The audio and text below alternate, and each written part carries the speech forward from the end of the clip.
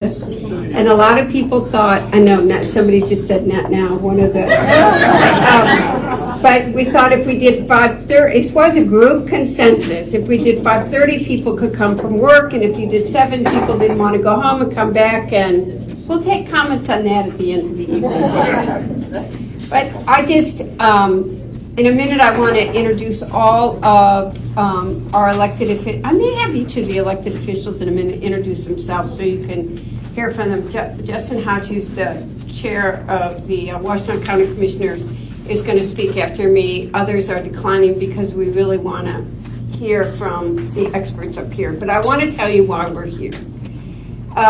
Everybody, well, first of all, we're here because of 40-year issue, almost 40-year issue.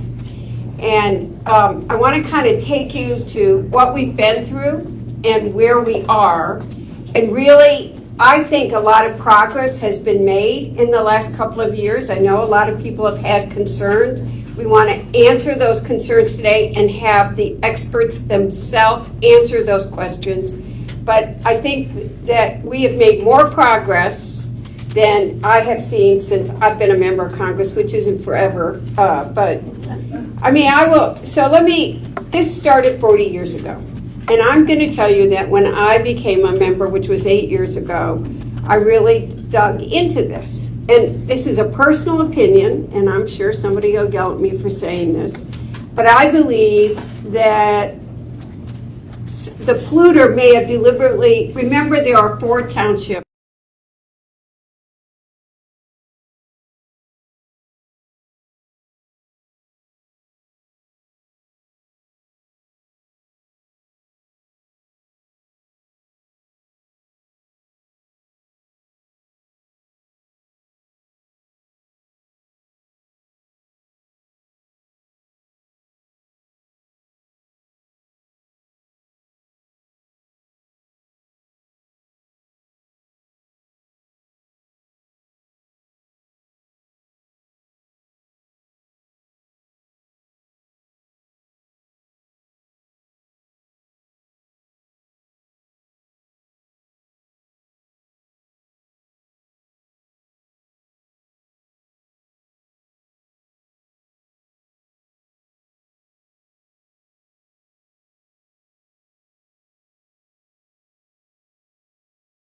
None of the jurisdictions were able to talk about it. People didn't feel that there was transparency, which there wasn't, to be perfectly frank. Not casting that at anybody here. I've gotten to know the EPA and the Eagle people in this field super well. And several years ago, we brought all 4 communities together several times in official meetings, where they actually met the Opens Meeting Act, quorums were, roll calls were called, there were meetings, votes were taken officially. And I want to thank Tim, I'm going to introduce people in a minute, but EPA and Eagle and the AG's office were also at every one of those meetings talking them through. And then there was a consent decree that was rejected by the court several years ago. Gelman may have been one of the people trying to cause a lot of problems. But in the meantime, after multiple joint meetings, open, transparent to the public, all 4 communities in Washtenaw County, Ann Arbor Township, and Scioto Township voted to ask the governor to remember that if you're going to be listed on the national priority list, the governor has to consent. And there have been, even in the midst of all this, I'm not pointing fingers, but maybe the state didn't remember. We had a lot of administrations, a lot of discussion.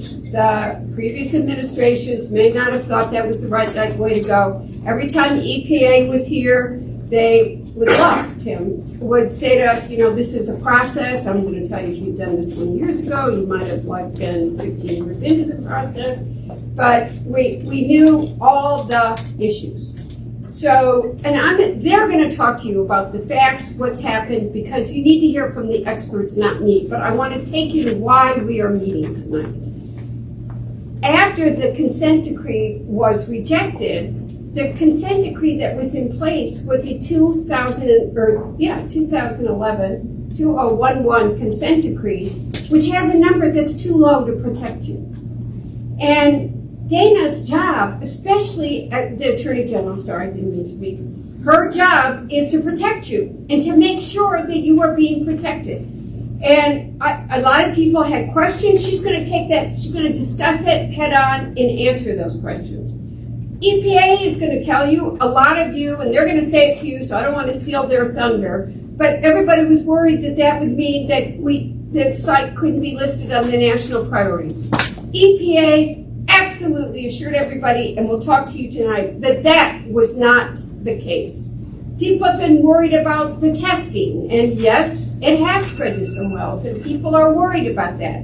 I want to say to you that I am the biggest nag in the world. I am out there. EPA and Eagle are talking to each other all the time. They are making sure you are not drinking water that is going to harm you. And EPA's got an emergency response team that they've assured me 1,000,000 times. It really does seem like 1,000,000. That if something happens but I want you to hear it directly from them because people have questions. And the EPA is also going to talk about different jurisdictions have said, if this does get listed, I'm going to let them talk about where we are. I'm not going to tell you where I know they are. Who's going to control the site? Is it Eagle or EPA? It is EPA. Tim is going to address that. But I'm here tonight because I listen to all of you. And I know that you're worried and concerned. And you have people on this panel that hear your concern. You've got elected officials that are fighting for you every day. They have learned more about toxin than they've ever wanted to. They know they've got to work together. And we're all working together. And that's what we want to talk to you about tonight. Well, I do want you to know all the elected officials, and I think I'm going to have each of them introduce themselves so you see them and know rather than mine do it, because I want you to see their face and hear their voice. And then Justin Hodges, who's the chair of the Washtenaw County Commission, is going to talk to you, but then we're going to move into our experts in our panel who are going to answer your questions. I want to thank Greg Deal and Crystal for helping to organize the site to bring people together. It is also it's on a number of sources. It's being streamed so people can see it, and we will make sure that what happens here is available to people after this night. So why don't I start with Mayor Taylor and just have you introduce yourself. He's taller than the rest of us. All right. Hi, I'm Christopher Taylor. I'm the mayor of Ann Arbor. Hi everyone, I'm Katie Scott. I'm County Commissioner for District 9, which is probably many of you since it's really impacting us. Thanks. Shannon Beeman, Washtenaw County Commissioner, District 3, southwestern corner of Washtenaw.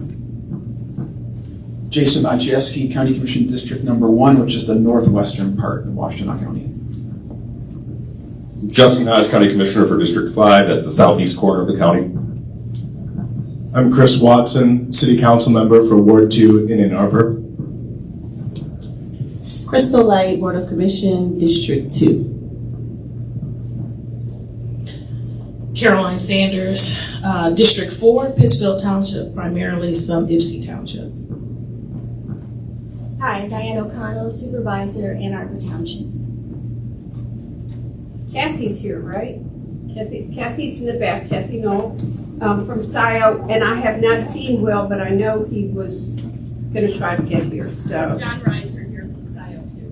John's here, so you guys can come up here. So you like being in the back? That's where I sit in church.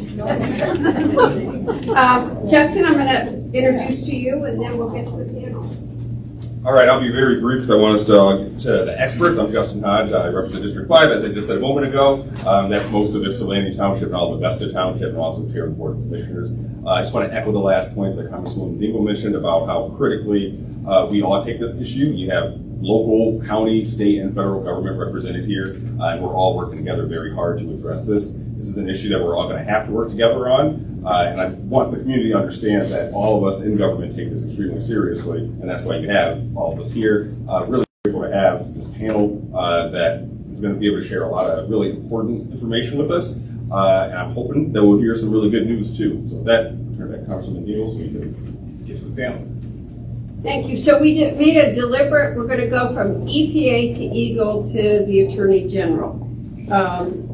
Because each of them's got, the Attorney General can address issues after you've heard from EPA and Eagle, and so we're going in that order. I first want to introduce Tim Fisher, who is the EPA Superfund Branch Chief. He's new to, he's not new to EPA, but many of you who've been at other meetings know Joan, who probably knows this site better than anybody wants to know the site. But Tim is new and new to the job of being a branch chief, but he is not new to this project and is very deeply engrossed in it. And Tim, I'm going to turn it over to you. Thank you, Congresswoman. Can everyone hear me okay? No. No. Stop picking up. Move it a little bit closer. How's Is it that? on? Okay. My name is Tim Fisher. I am a manager in the Remedial Response Program at EPA Region 5 in Chicago. And so it's nice to see everyone. Here to talk a little bit about the Gelman site and the status of where we are in the pre-remedial process. I understand that you guys discussed this quite a bit in the last meeting a few years ago. And I'm happy to report that we have made some significant progress on the pre-remedial process so far. So we have continued to make progress. We did receive a petition to conduct a preliminary assessment back in 2016. Preliminary assessment generally consists of reviewing historical information and assessing the data that we already have in-house to determine whether or not a site is eligible to continue to the next step. We did complete that process, and we did move to the site inspection phase of the pre-remedial program. We did conduct some sampling to develop our data set for the site inspection, and we are expecting to issue a report for the site inspection in July of this year, so next month. We will be posting that report on a website that we have available to the Gelman site, so you'll be able to see the information that we've collected. And I'm happy to say that we were able to collect enough information that the preliminary information suggests that this site is what we would consider to be NPL caliber. And the preliminary score would indicate that it would be NPL caliber. I want to caveat that with some additional information. Ultimately, the decision of whether or not a site goes on the NPL is subject to approval by EPA headquarters and the administrator. As the Congresswoman alluded to, we would also need agreement from the state of Michigan throughout the process to list the site on the NPL. And we will have to go through a federal rulemaking process. When we propose the site to the NPL, we have to make that proposal available for public comment, and we will add those comments to the document record when that time comes. So we will be taking the data that we've generated so far. We're actually going to be conducting an additional sampling effort this summer in residential and commercial groundwater wells to bolster our data set, and that the fact that we're conducting that sampling reflects the fact that we think that this site has a good chance of being listed on the NPL, or we wouldn't be conducting that additional work. So we will be using the data we collect from that sampling effort to also add to our doc record to support possible listing of the site on the NPL. So as I mentioned, there are a lot of steps that we will still need to get through, but we want to be putting ourselves in the position for possible proposal to the NPL in fall of 2024. That's the goal that we have in Region 5. If the site is listed on the NPL, EPA would become the lead enforcement agency for the site. We would continue to work very closely with our state partners at Eagle as a support agency. So you can certainly expect us to continue working with them, but EPA would become the lead enforcement agency, and one of the first steps that we would conduct as the lead agency is pursuing enforcement against PRPs and hopefully negotiating an agreement with them to conduct remedial investigation. And just wanted to reiterate what Congressman said about as we collect additional data, if we identify any immediate risk, we will be in constant contact with the state and with our emergency response program and be ready to intervene to protect folks if that is necessary. So that's my update. Thank you. Thank you, Tim. Mike Neller, who's Director of Remediation and Redevelopment Division at Eagle. And he too has been with all of you in times past. Hi, thanks, Brian Pullman. Welcome, everybody. Glad to be here again. Hopefully we can answer some of your questions and concerns. So, as you already heard, this site is governed by a consent judgment, which is now under its Fourth Amendment. And the Fourth Amendment was recently gone into in May this year, and that was negotiated between the liable party, Gelman, and Eagle. That was done because the response activity order that had been put in place was thrown out by the Court of Appeals, and so we felt that it was important, as Congresswoman Dingell already stated, specifically to get the consent judgment amended so that we could get the groundwater criteria in line with what our state criteria is. So it was at 85 parts per billion, and our criteria is 7.2 parts per billion, so 10 times different. So this is much more protective. As a result of that, there's a prohibition zone in the consent judgment that surrounds the area where the dioxin plume is, where that's a groundwater prohibition zone. So you cannot have a groundwater well taking water from that contaminated aquifer and then drinking it. So that subsequently has been redrawn, not because the plume has gotten bigger, but because we now have a much more stringent criteria.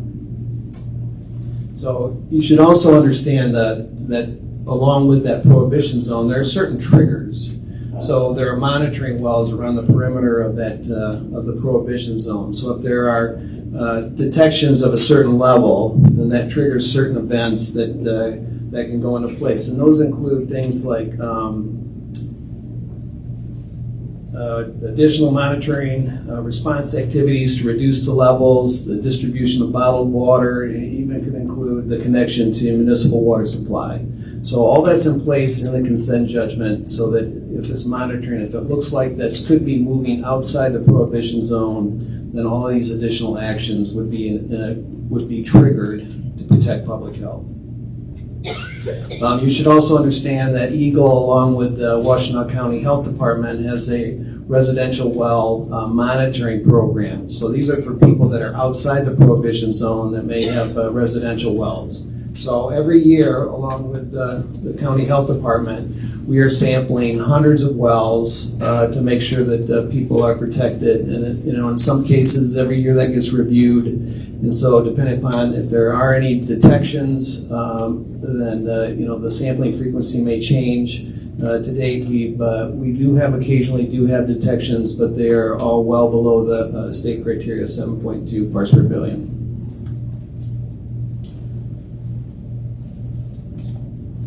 I guess the last thing I would say is that you can expect that Eagle will continue to provide oversight at this site to ensure compliance by the liable party and to protect public health until such time that EPA takes the lead.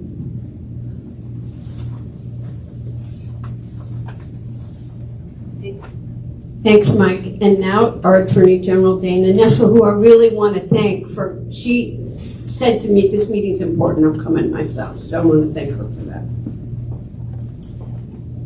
Thanks. It's good to be here this evening. I'm here because I know that this is an issue of incredibly great importance to this community. And also because Debbie Dingell scares me like a lot.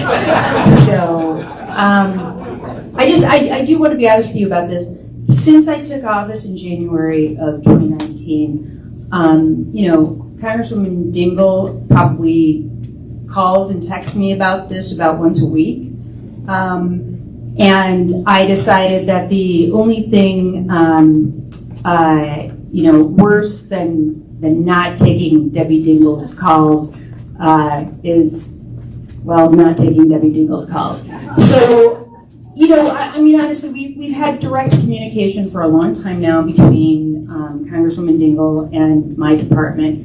And, you know, we have tried to have, obviously, an open line of communication throughout this entire process, which I know has been incredibly frustrating for everyone.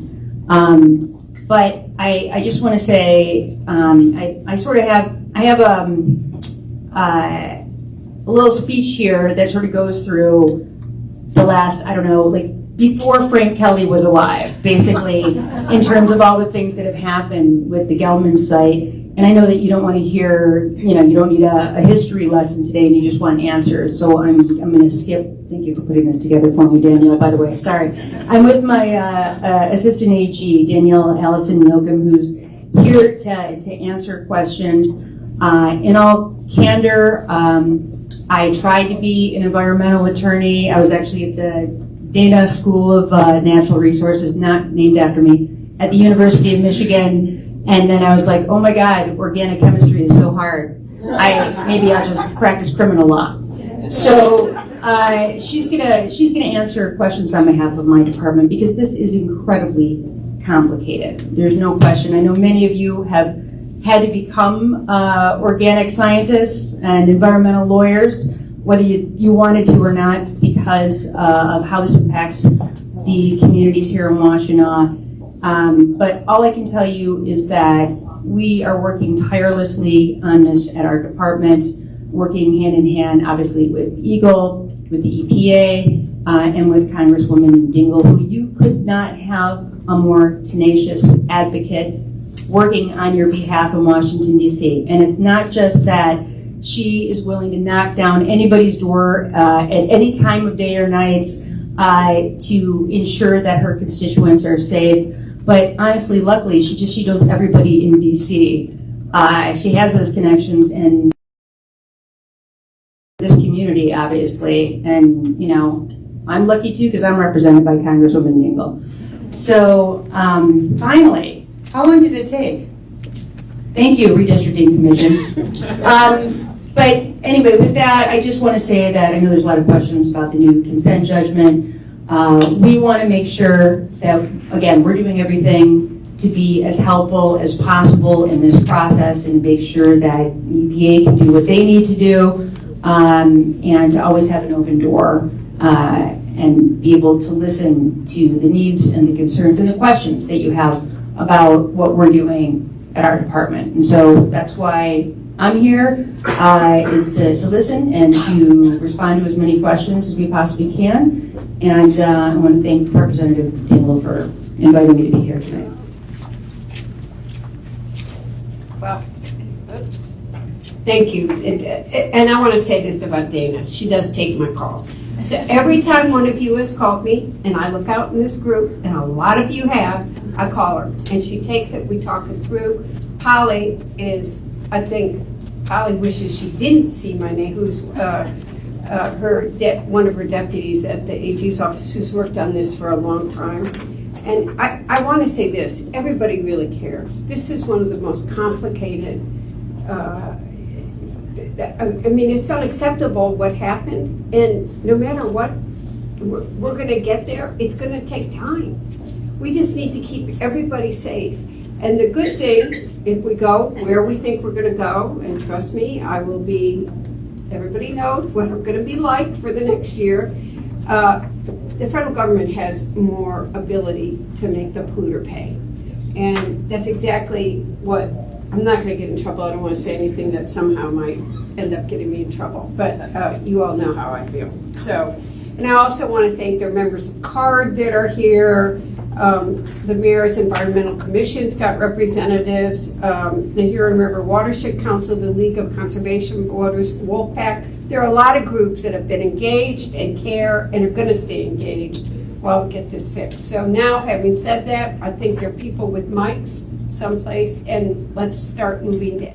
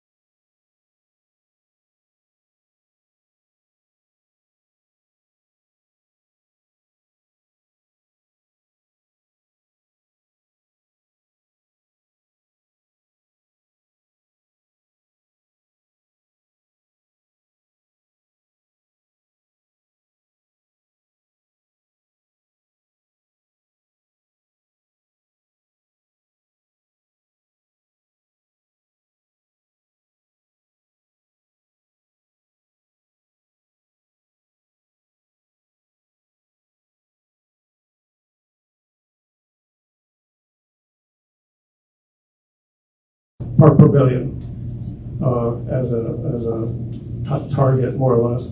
The Environmental Working Group is 0.3 Park Pavilion for 1 in a million cancer risk.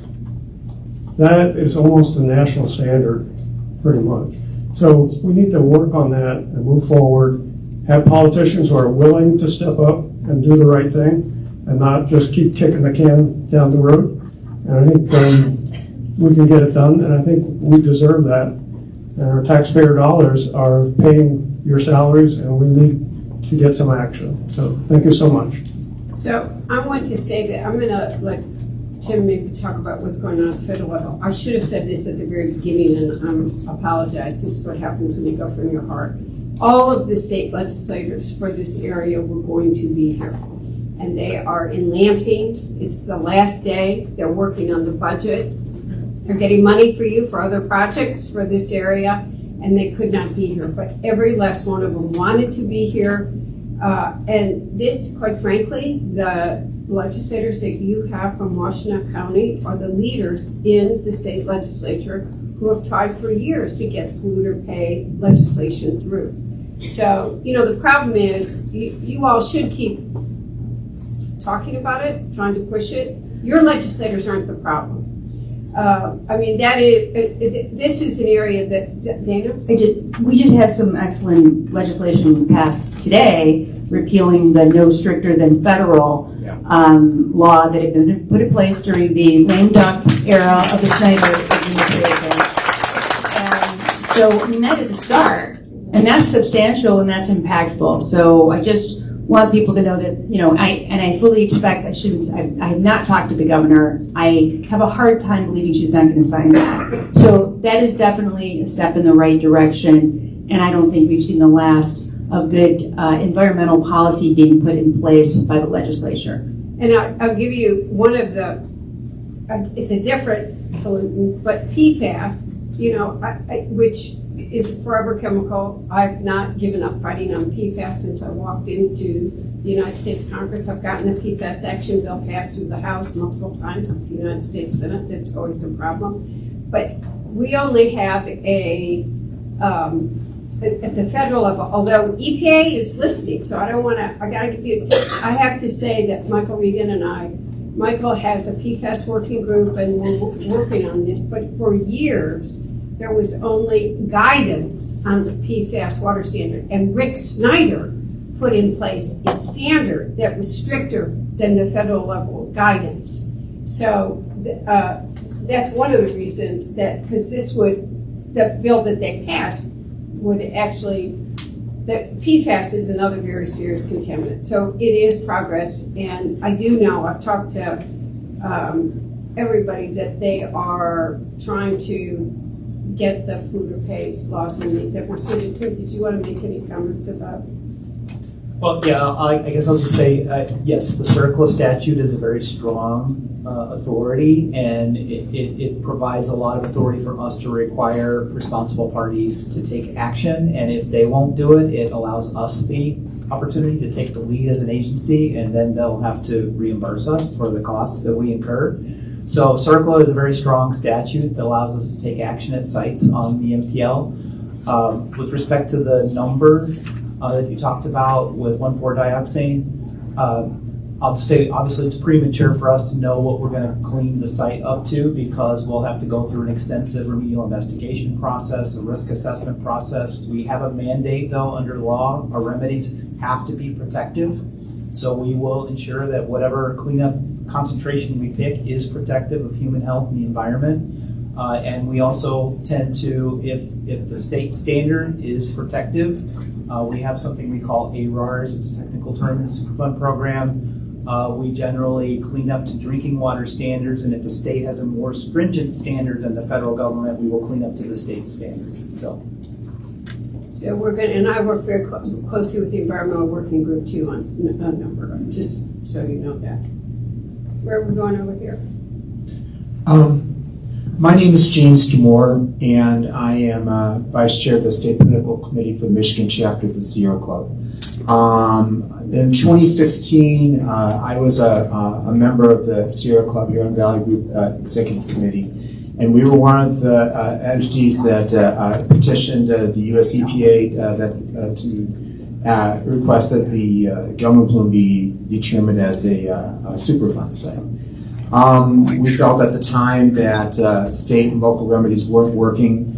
I can say with frankness that some of the people even in the room were resisting such an effort, but we felt that federal involvement needed to happen, and we're glad to see the end result of the end of the beginning with respect to that issue. I will say comfortably on behalf of Michigan Sierra Club, we do support a strong polluter pay legislation. We hope to see that introduced in the coming months.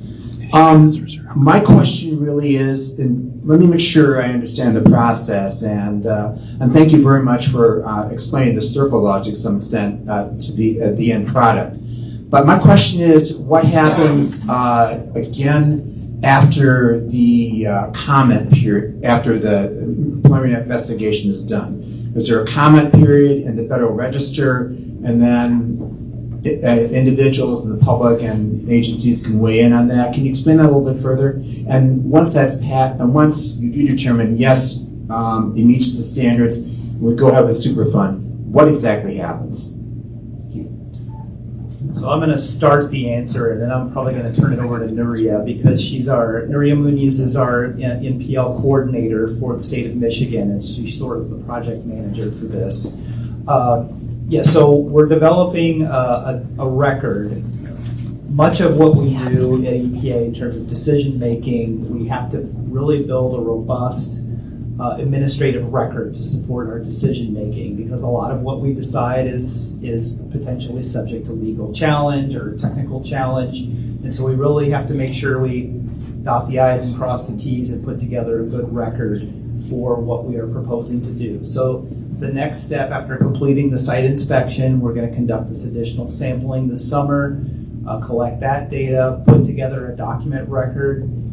If we determine the site is eligible for proposal to the NPL, we'll put that record together. It will become part of a federal rulemaking process, assuming we have, again, approval from EPA headquarters and the administrator's office and the state of Michigan.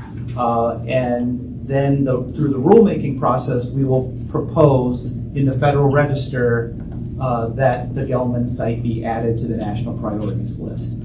And that will be the step where the public has an opportunity to comment on that proposal. And then determination will be made based upon those comments whether we move forward and finalize the site to the NPL. Anything I missed, Nuria?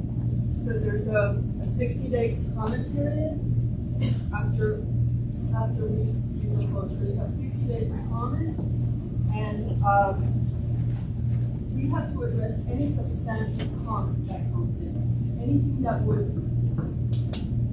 Anything that would affect the score, that disrupts our argument of listing the site, we have to address. If, for example, the site doesn't score after we look at these different comments, then we would have to start all over again. If we are able to address all of those comments, we move forward. So it usually takes, so we get those 60 days, and we have basically between the day it's proposed to the day we go into the final rule, it's about 6 months. So we try to address all our comments in those 6 months, and then it becomes final. Final to the NPL means the site is a Superfund. There's 90 days for any further litigation. Yeah, and so the docket contains our basis, our supporting documentation to indicating why we feel like it's appropriate to propose the site to the NPL. And as Nuria alluded to, folks have an opportunity to provide additional information as part of that comment period that we have to consider in determining whether or not we need to adjust our analysis, right? So, yeah. I'm going to say something carefully, or say Chris Taylor's my lawyer, I'll put a penny on the table, that this has been a very litigious site. So you all can just think about who you know is likely to try to raise issues. This is a time for this community when that, if that happens, when that happens, that you are loud and clear in that rulemaking and getting to your comments in and supporting the documentation. And that is why there's even, look, we know what this site's been like, so EPA is making sure every I is dotted and every T is crossed. So as we move forward, we are prepared for troublemakers. Probably got in trouble, but. Well said. Hello, my name is Tim Werner. I am a citizen. I have a question concerning the 7.2 PVB zone. It's a simple question. I'm not terribly familiar with the details of the situation, although it does irritate me a lot, as you described. What's the shortest distance between the perimeter of the zone and the river right now? You know?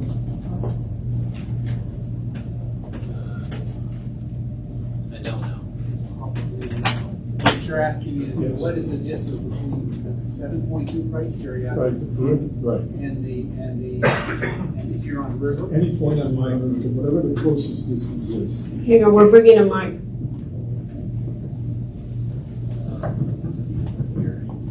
Well, when you reference the Huron River, there's two different criteria that we're talking about. The 7.2 is a drinking water criteria, and to the Huron River, it's a groundwater surface water interface criteria. And that's 280 parts per billion is allowed to vent into the Huron River. So the shortest distance from the 7.2 to a drinking water well, it's going to be probably less than half a mile, something like that. So that we have information that way. To the 7.2, there has been detections, as was mentioned tonight, of much lower in water wells, but to the 7.2, I'm thinking it's approximately 1/2 plus or minus miles. Okay, let me formulate the question more exactly. What's the shortest distance between the perimeter of the zone and any physical, visible part of it? That shortest distance that's probably in the order of magnitude of probably a quarter mile, because we have low concentrations out much further, quarter mile to a half mile, depending on which direction you're going. So. Thank you very much. And thank you all for coming too. So I'm going to take that question and ask you to go a little further, because I've had this question asked of me in the last week. How are you ensuring that the Huron River stays safe as water travels downriver, and that it's safe from the dikes? How are we ensuring? Well, yes. Are we? Because people are worried. So let's take Absolutely. that. You were dancing that question. I'm asking it head on. We have several things were mentioned tonight. Some activities that we do. We do a yearly sampling in residential wells to the north, to the south, to the west, and within the prohibition zone, which is more the east to the Huron River. We don't sample residential wells in there because there is no residential wells in there. We sample residential wells each year. This year there was approximately 244 that were proposed. I think they just finished up in June, and there was about 204 wells where samples were collected. Another aspect of that is under the consent judgment, Gelman is required to sample monitoring wells at certain frequencies. There are approximately, with all the new wells and several new ones that will be being installed, there are approximately 200, approaching 300 monitoring wells as part of the Gelman site. But those are sampled and evaluated, depending on how often. The shortest is once a month. The longest is every couple of years. So we evaluate those monitoring wells. So those are the two main issues, and then we also are extracting groundwater, and they're treating groundwater. So those concentrations of that extraction groundwater is also monitored monthly under a national permit, NPDES permit. Is anybody sampling the river? Or Hanover drinking water? Why don't you just tell them who you are? I think they figured out you're from Eagle, but why don't you tell them? My name is Dan Hamill. I'm the Eagle project manager, the day-to-day project manager in the Jackson district. So I would be the first contact in Jackson. I work most closely with Gelman day-to-day. I forgot the question now. What was the? Is anybody sampling the river?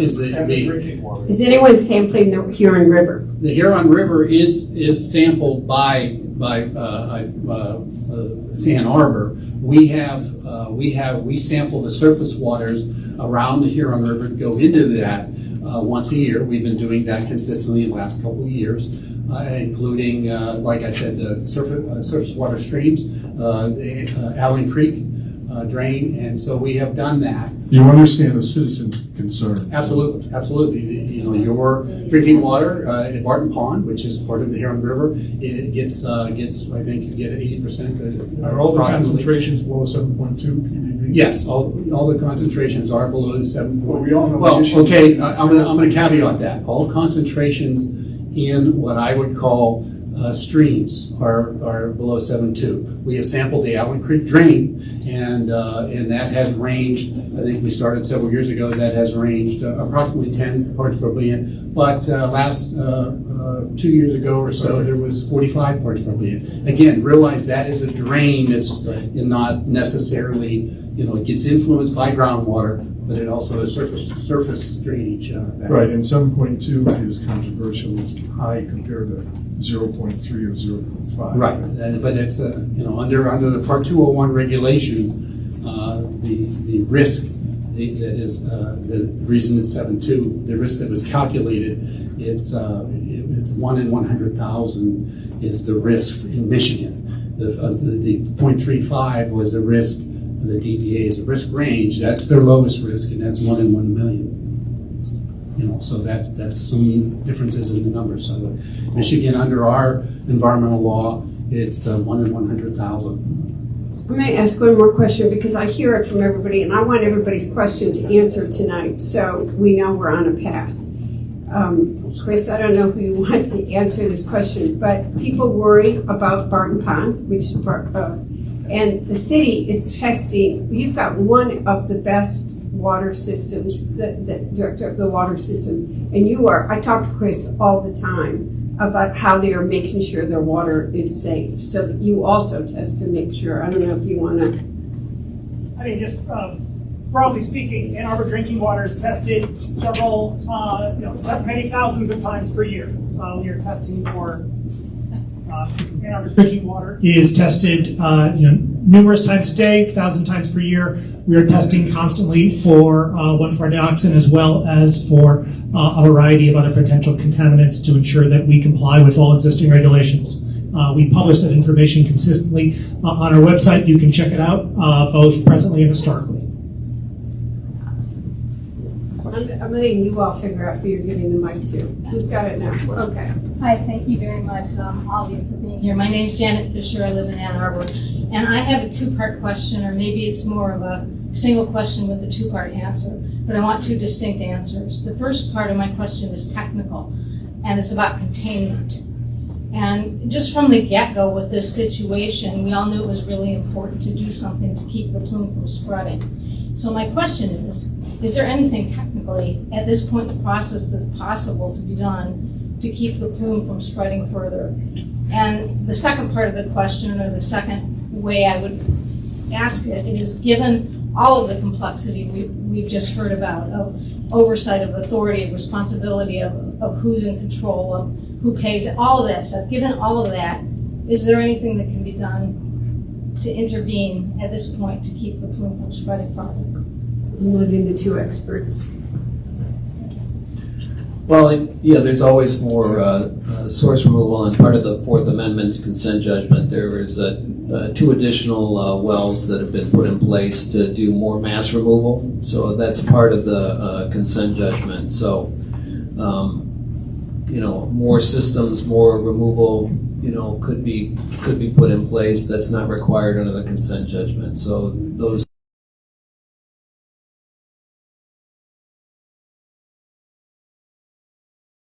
Probably as much mass removal as they can at some point. So there's some misunderstanding, like more wells would do more, but you have to go to where you see the hottest, because sometimes if you're pumping, the contamination may not be flowing there. You're just pumping water, and so you could talk pumping rates and that sort of thing. But there is a little more nuanced in that regard. And the second part of your question was, I'm sorry. second part was, what would it take, if it was, what would it take to actually put in place, say, the extra wells you just talked about, or some other mechanism to pull out some of the pollution, some of the dioxane, in a way that would keep the plume from spreading further and contaminating more groundwater and potentially surface water? That's probably a longer technical discussion, but that's part of the reason we got here with the prohibition zone. It's kind of this containment strategy, is that there's a difficulty getting access and putting, like if this was just a flat piece of land out here, we could drop anything in we wanted or do whatever we needed to do, and no roads and no homes in the way and things like that, life would be easier. So, but there are that's kind of how we got here to begin with. That's probably a very unsatisfying answer, but I'm really good at giving these sorts of meetings. So. As Congresswoman Dingell said, it's been 40 years. Correct. And at the very beginning, that was the big concern, was keeping this plume from spreading. And so naturally, people are upset and frustrated and concerned. Yeah, I understand. So if EPA lists this on the national priority site, Tim, would you be able to take further action? Well, so I want to be clear that even if the site is listed on the MPL, we would have to undergo a very thorough, extensive remedial investigation and what we call feasibility study, where we analyze different alternatives to address the contamination concerns at the site. And that typically takes us 4 to 6 years to get through that process before we select a remedy for a site. It could be a combination of different kinds of remedies, but it would be premature for me to presuppose it would be containment. There are treatment options at sites where we can inject chemicals into the aquifer and break down contaminants. There are thermal treatment remedies that we've implemented at sites with chlorinated VOCs. So there are a lot of different alternatives that we would have to look at before we decide on what the right approach is at Gelman. But I would reiterate that as we move through that process of conducting the investigation and the feasibility study, at any time, if we receive data that indicates that there's an imminent substantial endangerment to anyone, we would involve our emergency response program and take immediate action. I think that's something that's really important, that as people have seen it spread a little, that EPA is on that right now. So, well, that is an issue. This is what I said to you all when I started digging into this when I got elected. If we had done this 20 years ago, we would be, but we're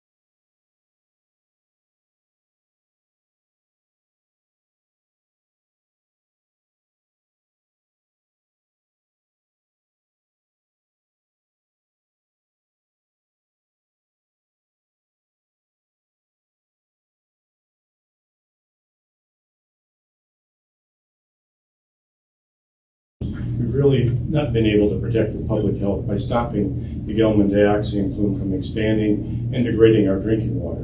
In particular, the new Fourth Amendment consent judgment referenced here allows for the placement of land use restrictions and institutional controls on private land whose drinking water wells become contaminated. This is done instead of requiring active cleanup of the groundwater so that a property owner may safely drink water from their well.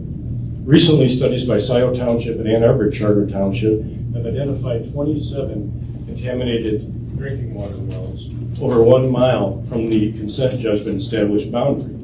Yet the new Fourth Amendment consent judgment includes no additional monitoring wells to delineate the extent and magnitude of the dioxin plume about these impacted residential neighborhoods. nor does it require Gelman to pay for residential drinking water supply sampling. That's been paid for by the state. The Fourth Amendment consent judgment requires approximately 476 gallons per minute of groundwater to be extracted. However, currently, underneath the last Third Amendment consent judgment, there was 442 gallons per minute required.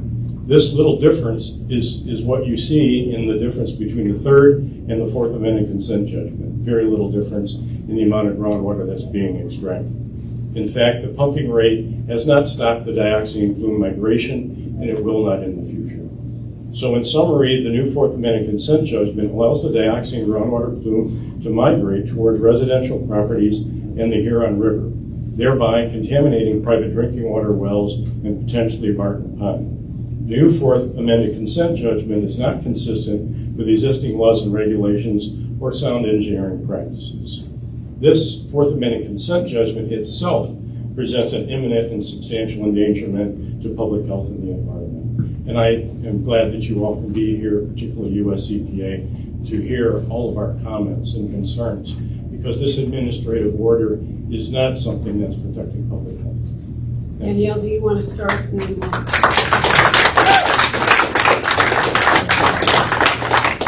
So I think that Mike has already spoke a little bit to the placement of the new extraction wells, but those are being focused, understanding that the point is not to withdraw as much water as possible, but to withdraw as much contaminants as possible. So the placement of those wells is put in places where we think we're going to draw out more mass of the contaminant plume and have a greater effect on preventing the continued expansion. With all due respect, my only comment remaining is that in those wells that you're referencing, the consent judgment requires only that you pump 2 gallons per minute from those hot zone contaminated wells while the operation of the other wells is in place. The only way that those wells, those hot zone wells, will work is if you drop the existing pump and treat of 2 major wells that are protecting the city of Ann Arbor and Ann Arbor Township.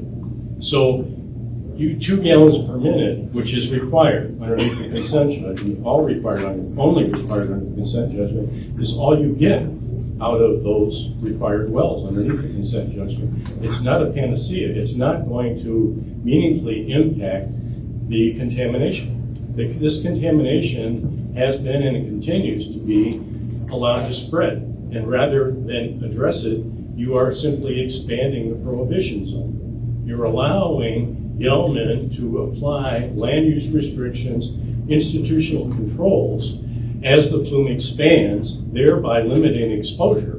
What you're not doing is you're not stopping the plume from migrating. Thank you.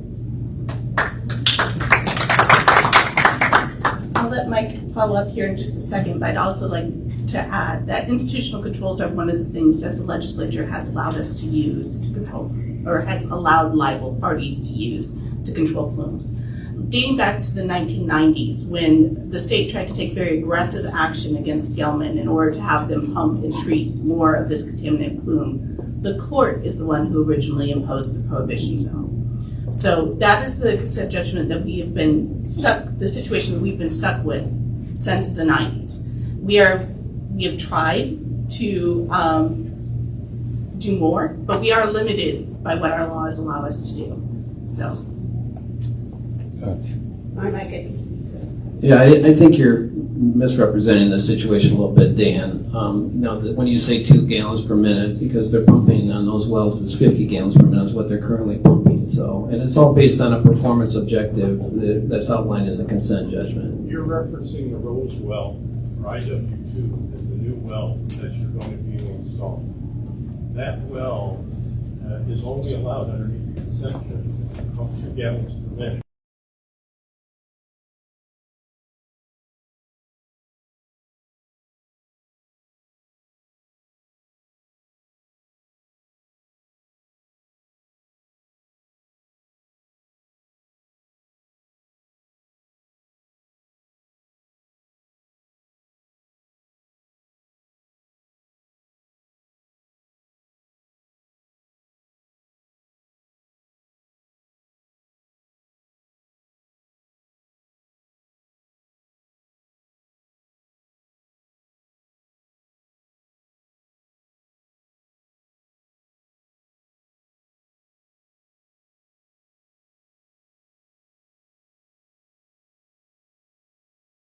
option.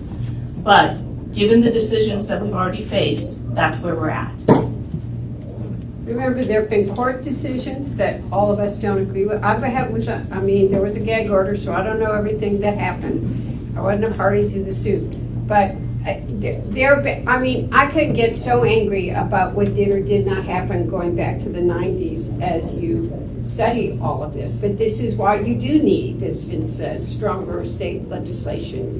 The courts have rejected stronger consent decrees that people have tried to get. That's one of the reasons that, and quite frankly, I'm going to be blunt, there were years, not under Governor Whitmer, when the four communities said, will you please request a listing on the national priority site?